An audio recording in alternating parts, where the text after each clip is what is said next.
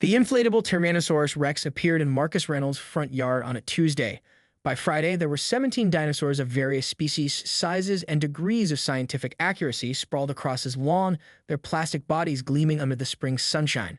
By Monday morning, there were police cars. "Sir, we've received multiple complaints about your display," Officer Ramirez said, gesturing vaguely at the prehistoric menagerie that had transformed the quiet suburban property into something between a museum exhibit and a carnival. The centerpiece, a 20-foot brachiosaurus with a slightly doppy expression, swayed gently in the breeze beside them. Marcus, a 35-year-old high school science teacher with perpetually disheveled hair and an extensive collection of fossil-themed neckties, blinked innocently behind his glasses. "Is there a city ordinance against educational lawn ornaments?" Officer Ramirez consulted her notes. The calls mentioned public disturbance, eyesore, and property value devastation. One caller specifically used the phrase Jurassic Park nightmare. "That's taxonomically inaccurate," Marcus replied automatically. "Most of these represent the Cretaceous period." He patted the nearest dinosaur, an inflatable ankylosaurus, its spiky tail bumping against his garden gnome collection. "Who complained?" Officer Ramirez's eyes flickered briefly toward the immaculate two-story house across the street, where a curtain quickly fell back into place. "I'm not at liberty to say, sir." But Marcus had caught the glance. He knew exactly who had called 911 on his dinosaurs. Elaine Winters, president of the Meadowbrook Estates Homeowners Association, gardening competition champion 5 years running, and self-appointed neighborhood watchdog. The woman who had previously cited him for his excessively whimsical mailbox, suspiciously vibrant house paint, it was moss green. And for the bird feeder that had allegedly caused a squirrel insurrection. "I'll tell you what, officer," Marcus said, straightening his posture. "I'll check the Angela bylaws. If there's anything specifically prohibiting educational paleontological displays, I'll take them down immediately." After the police left, Marcus went inside his home office, which was part classroom, part laboratory, and part shrine to his lifelong fascination with prehistoric life. Dinosaur models lined the shelves, scientific journals were stacked on every surface, and a half-graded stack of student papers sat neglected beside his laptop. He pulled up the Meadowbrook Estates AHOA guidelines and started reading, his irritation growing with each page of petty restrictions. There were regulations about holiday decorations, lawn ornaments, and even a bizarre section on appropriate garden gnome attire, but nothing, absolutely nothing, about inflatable dinosaurs. His phone pinged with a text from his sister, Amelia. "Saw cops at your place. What did you do this time?" Marcus sent back a quick reply. "Nothing illegal. It's just Elaine again. She called 911 on my dinosaurs." Amelia's response was immediate.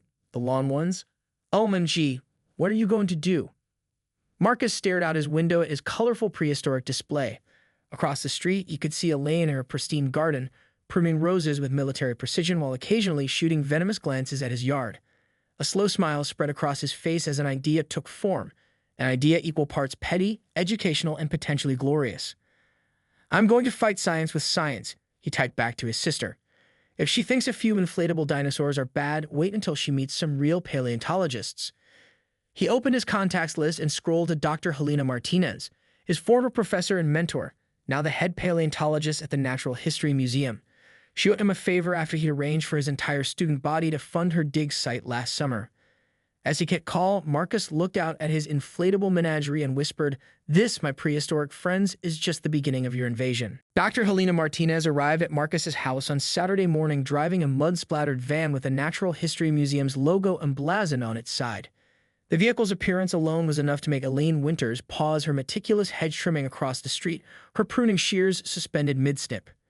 "You aren't kidding about the dinosaur armada," Helena said, stepping out of the van in her field boots and khaki vest, gray-streaked hair pulled back in a practical ponytail. She surveyed the colorful, inflatable creatures with amusement dancing in her eyes. "Though I must say that Velociraptor's feathering is woefully inaccurate." Educational accuracy wasn't the manufacturer's priority, Marcus admitted, leading her toward his front door. "Thanks for coming on such short notice. Are you kidding? When you said a neighbor of a tyrant was trying to exterminate your dinosaurs, I knew this was a rescue mission I couldn't refuse." Helena glanced over her shoulder at Elaine, who was now pretending not to watch them while aggressively deadheading flowers. "Is that our Cretaceous-hating culprit?" "The very same. Elaine Winters, HOA president and joy extinguisher." Inside, Marcus brewed coffee while Helena reviewed his plan, occasionally chuckling and making notes in the margins of his hastily drawn diagrams.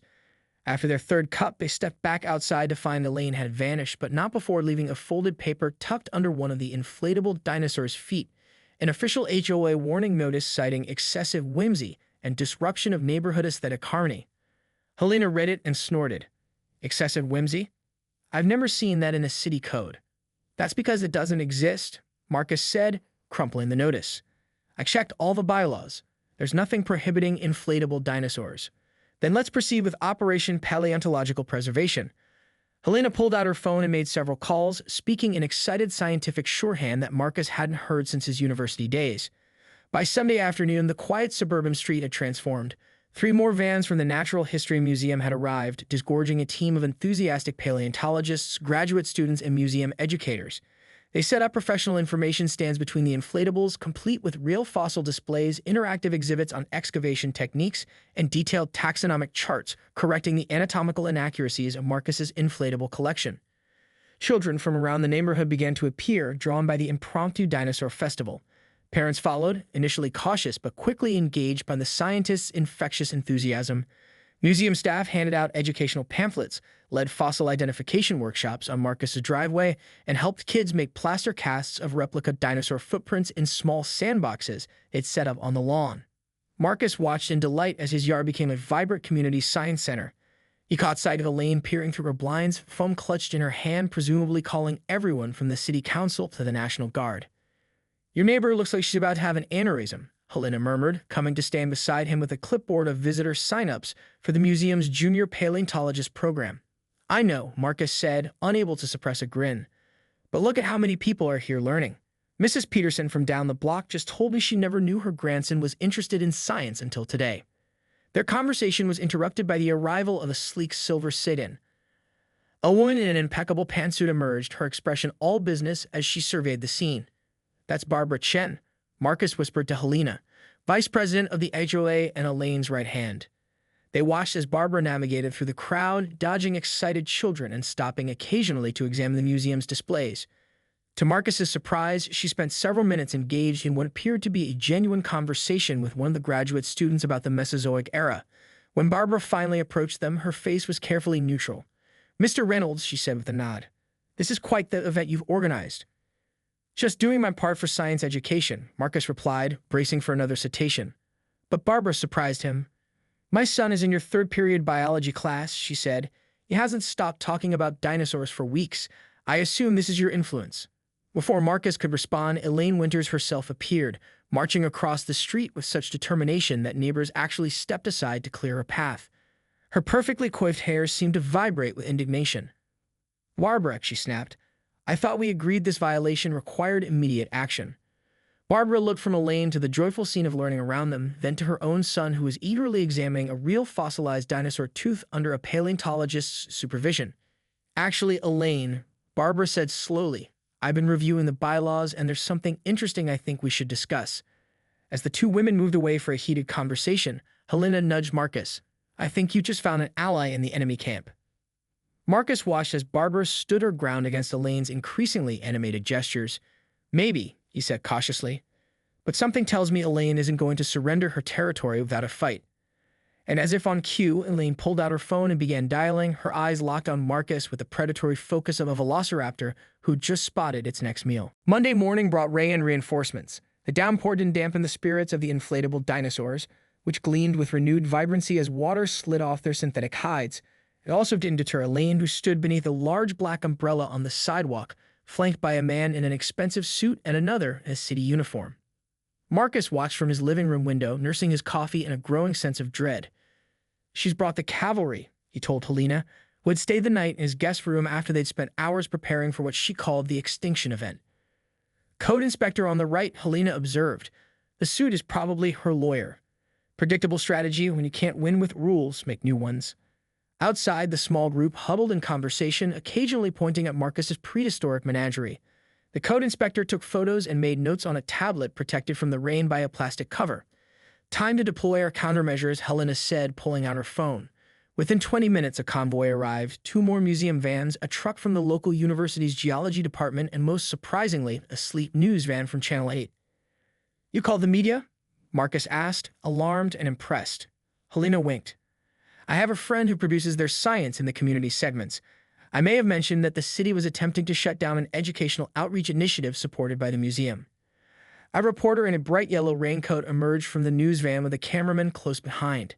They made a beeline for Elaine's group, microphone extended, camera already rolling. Even through the rain-streaked window, Marcus could see Elaine's expression shift from righteous indignation to deer-in-headlights panic. "That's Priya Sharma," Helena said with satisfaction. State Science Teacher of the Year 3 times running and notorious for humiliating anti-science politicians on air. Elaine has no idea what she's in for. By the time Marcus and Helena donned raincoats and ventured outside, Elaine was in full defensive mode. "Simply a matter of code compliance," she was saying stiffly to Priya. "The displays exceed the permissible height restriction for lawn ornaments and constitute a potential safety hazard during high winds." "Fascinating," Priya replied, her tone suggesting it was anything but. "And yet the city approved permits for the Natural History Museum's educational programming here yesterday afternoon. We have Commissioner Davis on record stating that the temporary nature of the exhibit falls under special event guidelines rather than permanent structure codes." She turned as Marcus approached. "Mr. Reynolds, perfect timing. Can you tell our viewers about the educational impact this community dinosaur exhibit is having?" Before Marcus could answer, the suited man beside Elaine stepped forward. "My client has legitimate concerns about property values and neighborhood aesthetics that are protected under the HOA covenant." "Your client?" Marcus asked, puzzled. "Gerald Finch," the man said, extending a business card that the rain immediately began to dissolve. "Counsel for the Meadowbrook Estates Homeowners Association." Actually, came a new voice. "Mr. Finch does not represent the full Homeowners Association in this matter." Barbara Chen approached, accompanied by 3 other neighbors Marcus recognized from HOA meetings. Unlike Elaine's group, they carried no umbrellas, letting the rain dampen their determined expressions. "The board met an emergency session last night," Barbara continued, nodding to the camera with perfect composure.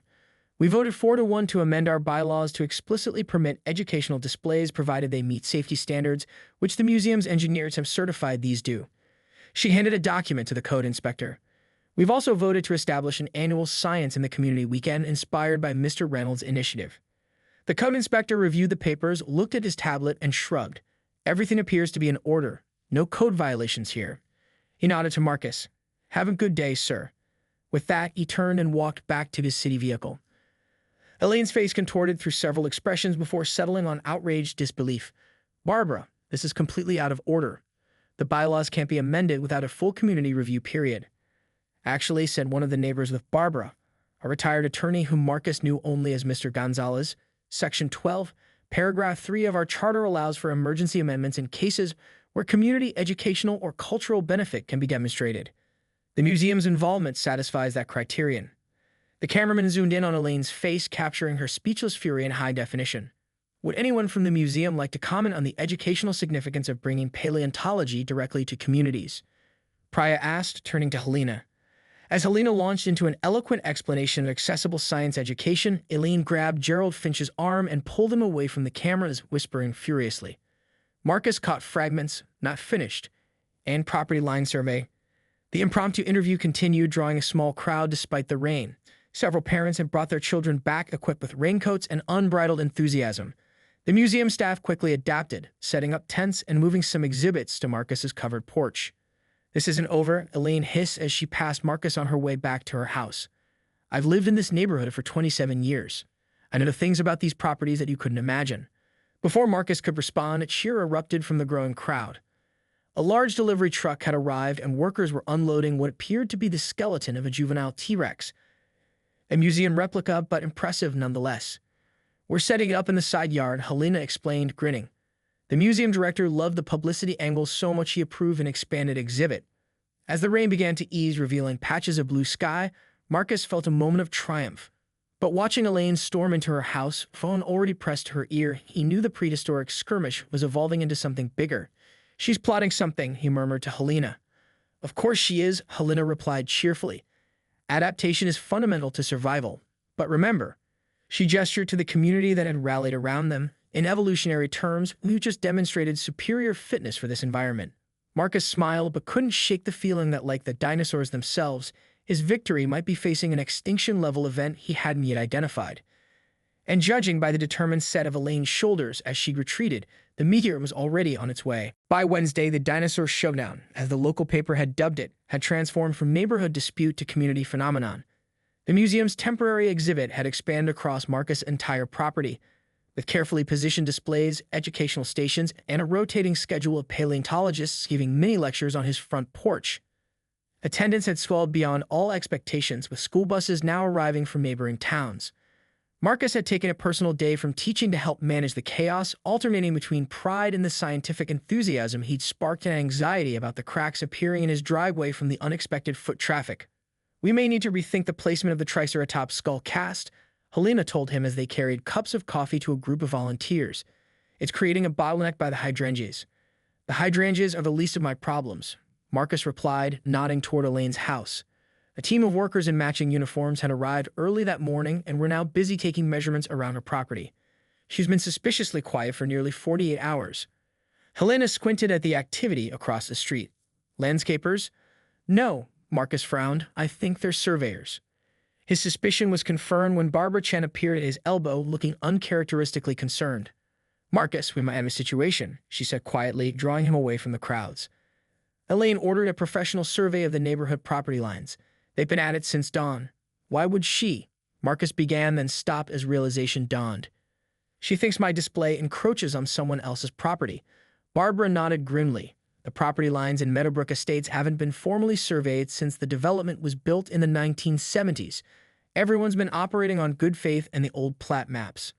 "But my dinosaurs are all on my lawn," Marcus protested. "I was careful about that." "Perhaps," Barbara said, her eyes tracking the surveyor's methodical progress. "But these old subdivisions are notorious for discrepancies. A few inches here, a foot there. And the museum's exhibit has definitely pushed the very edges of what you think is your property." The implications settled like a weight on Marcus's shoulders. If even a small part of his display crossed onto someone else's property, whether the sidewalk, a neighbor's yard, or worst of all, Elaine's immaculate lawn, she would have legal grounds to demand its removal regardless of the HIVOA's new amendments. By noon, Elaine's strategy became clear. A survey team had placed small flags around the neighborhood, several of which now dotted the edges of Marcus' property, including 3 flags planted directly beneath dinosaur exhibits. Mr. Reynolds, called the head surveyor, a weather-beaten man with a clipboard and a decidedly unsympathetic expression. "I need a word." The news wasn't good. According to the survey, the edge of Marcus's front yard was actually 8 inches closer to his house than previously thought. The sidewalk, which Marcus had assumed was public property, apparently included a 3-foot easement that was technically owned by, and Elaine's triumphant expression told the story before the surveyor could finish his explanation. Elaine Winters herself. "The original developer granted additional frontage to the corner lots," the surveyor explained, pointing to documentation. "Ms. Winters owns to this line here, which means your exhibits are encroaching by approximately 2 feet along this entire side." Elaine approached, Gerald Finch the lawyer at her side. "I'll be requiring the immediate removal of all items from my property," she said with the serene smile of a predator who had finally cornered its prey. "Including those things." She pointed to 3 of the museum's most popular displays, including the juvenile T-Rex skeleton. "You can't possibly," Marcus began, but Finch interrupted smoothly. "My client has been extremely patient given the circumstances. This is private property, not community space. The encroachment constitutes trespassing. We can either resolve this amicably with immediate compliance, or he let the threat hang in the air." "We'll need time to safely relocate the exhibits," Helena interjected, her professional demeanor masking the frustration Marcus could hear in her voice. "You have 2 hours," Elaine said pleasantly.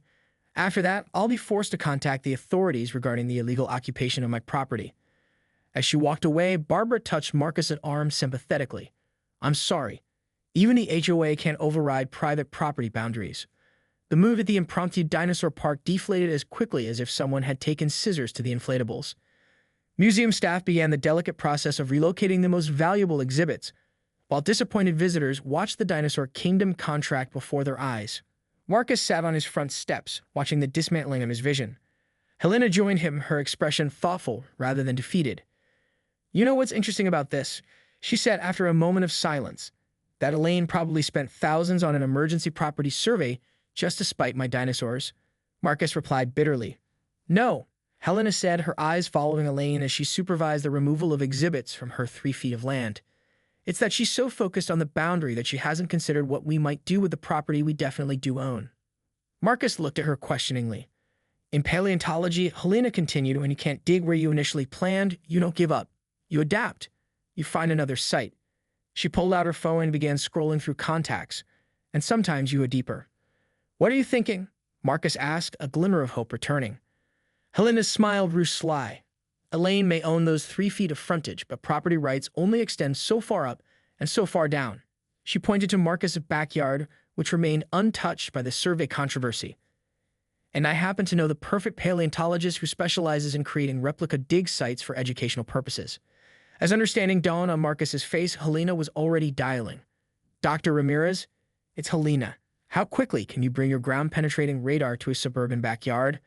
We need to create the most realistic simulated fossil excavation this county has ever seen. Across the street, Elaine watched with satisfaction as the dinosaurs retreated from her reclaimed territory, unaware that the prehistoric war was about to move underground, literally.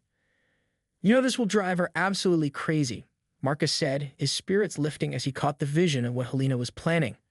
Science always finds a way, Helena replied with a wink, just like life itself. By Friday morning, Marcus's backyard had undergone a transformation more dramatic than even the front yard dinosaur invasion. What had once been a modest patch of grass with a small garden was now an elaborate archaeological excavation site, complete with carefully gridded dig areas, sifting stations, and a large white tent housing educational displays on fossil identification. Dr. Catalina Ramirez, a specialist in paleontological education with a flair for the theatrical, had worked through the night with a team of graduate students to create what she proudly called the most engaging simulated dig site in the tri-state area. They had buried replica fossils at varying depths, installed viewing platforms for observers, and even set up a small lab where children could clean their discoveries with brushes and document their findings. We've created a stratified site, Dr. Ramirez explained to Marcus and Helena as they toured the transformed space before opening. The deeper layers contain more ancient specimens. We've got some Triassic materials at the bottom, then Jurassic, and finally Cretaceous nearest the surface. It mirrors actual geological layering. It's amazing, Marcus said, genuinely impressed by the scientific accuracy underlying what was, at its heart, an elaborate act of neighborly revenge. The best part, Helena added with undisguised glee, is that educational excavations are explicitly permitted under the county's use of land regulations. We checked with 3 separate attorneys.